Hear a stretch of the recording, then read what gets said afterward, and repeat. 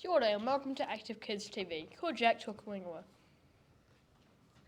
Ko Chai Takaringa. What a week it has been at Breens. There has been a Bishopdale walk and it has been a wonderful week. This week we have also had speeches and it's been very exciting. Now we will pass you over to Sam, who will be interviewing Dave on giving things a go in speeches. Thank you.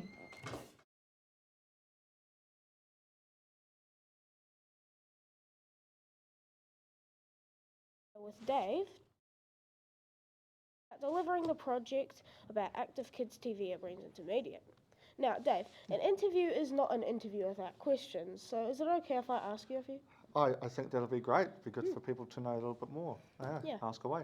Just to make it a little more interesting. Now, how do you measure the success of your students? Well, I'd have a chat to them. I mean, after every lesson, I sort of ask a few questions to see whether they've learned from it, and I sort of give them a bit of a brain tester of, okay, what does this mean, or what does three-point lighting mean, or what does framing mean? If they come back with various answers, I know that they've actually learned something. That helps me know that I've delivered correctly, yeah. How will you track and record the success and outcome? Well, myself and Julian Jocelyn will sort of note certain things and write them down and just make sure that little details are sort of pointed out and try to sort of see whether there's anything of each student where they may be more interested in a certain part, where there might be camera work, it could be writing, it could be preparation, and we try to take those notes down and just remember that for the next time. And that way we can sort of keep certainty that that student is really interested in that part and wants to improve. We note those points down. So try to make it as easy as possible. Can you describe the progress of Active Kids TV? The progress, yeah, it's a little bit of a slow process because each segment of Active Kids TV has a certain amount of students involved, so it does get a little bit difficult when you've got so many students are trying to do one thing. So we try to allocate the students to do certain sections and then rotate them around, and then the progress comes from each end of their segment. So they'll practice an interview as such what we're doing now.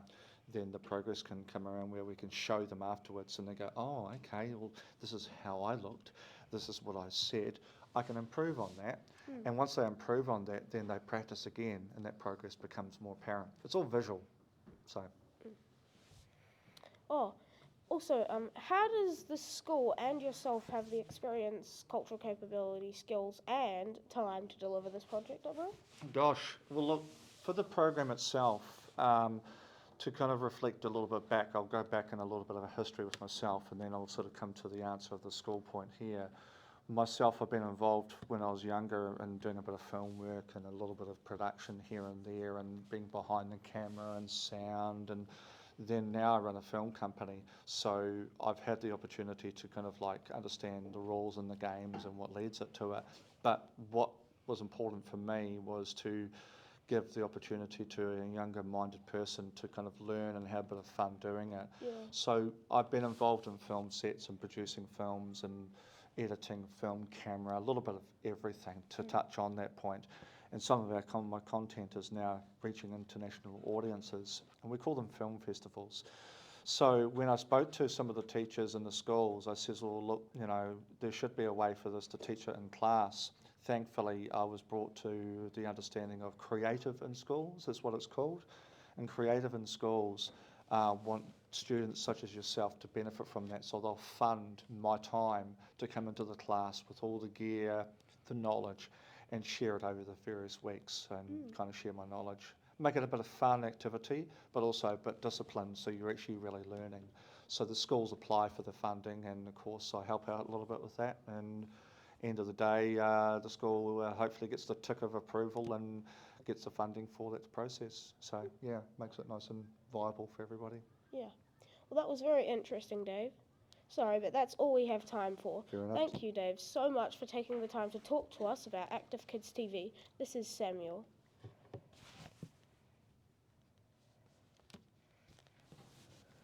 Thank you, Dave and Sam, for sharing with us about getting involved at Breens and in speeches. We look forward to catching up next time. Thank you for watching this. Thank you for watching. This is Jack and Charlie from Active Kids TV.